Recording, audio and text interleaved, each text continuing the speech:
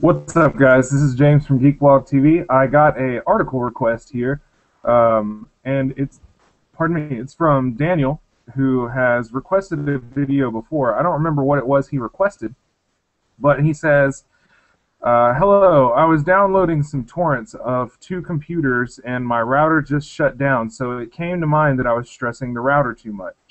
I don't know how to get the logs, but I rebooted the computer I rebooted the router and it worked properly. My request is that you do a video on how to stress test crash a router modem network and determine how much it can handle at any given time.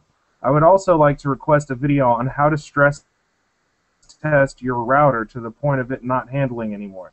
Keep up the awesome and great blog video. Hope that wasn't much, and thank you and have a good day. And he wants a video. So this is the video. Thank you, Daniel. I appreciate it.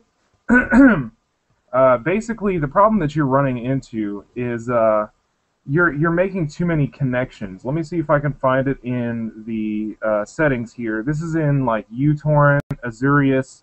All these things right here are going to be the same settings. Okay, let me see if I can find it here. Okay, maximum connections per torrent. I have a pretty good router, so I turn my connections up all the way.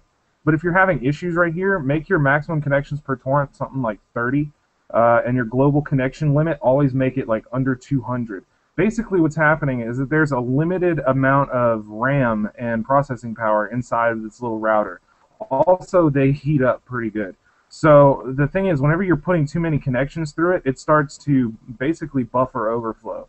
And so whenever this happens, it just has to stop accepting connections and shut itself off. It's kind of like a safeguard, so I mean, at this point, it cannot function anymore.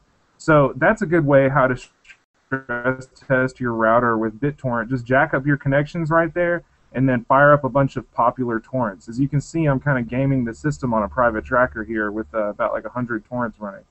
So that's how you pretty much stress test it on that level. But there are other ways, as you would have guessed. I'm sure you knew what to expect here. We don't just roll with any bullshit here. But there are other ways to stress test your network.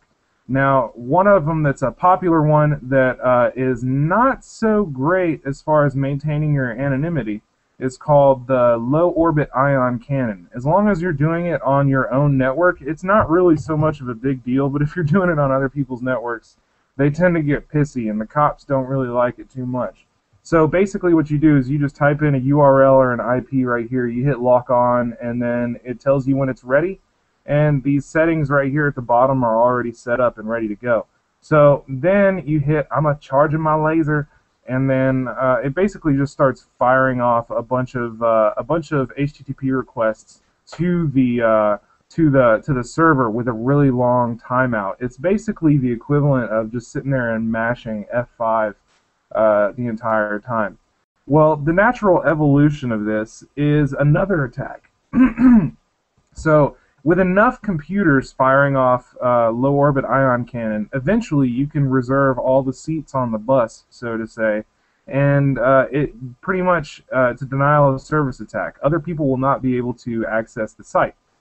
So what do we do if we want to get a little bit more sophisticated? Well, let's generate some suspiciously crafted packets with a program called Slow Loris. Now, as some of you may know, Slow Loris is a small animal that can get pretty vicious, I guess, if cornered.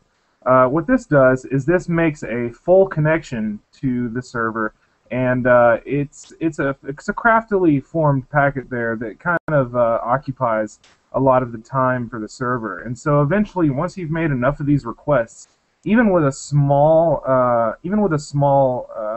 connection, you can bring down a pretty large server. So let's say you just have a cell phone or something like that, but you still want to fuck some shit up. So you're going to go here to Pyloris. Now, Pyloris is it's the same thing as Slow Loris. As it says here, it's a protocol agnostic application layer denial of service attack, which basically means it attacks multiple protocols. This one works on the application layer. I don't think I've done a video on it, but there's different layers of data, basically, and it's it's going to be hard to explain the OSI model, over a small video like this, but we'll save it for next time. Basically, Pylorus is a Python script that runs this slow Loris attack basically on a server.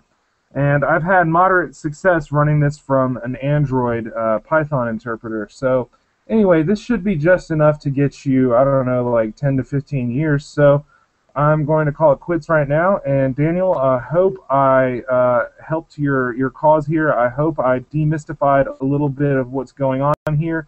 I accidentally exposed your IP address, it looks like, so you should probably be changing that now. Anyway, guys, thanks for watching. Hope you enjoyed. Be sure to share, like, and subscribe, and you guys have a great day. See you later.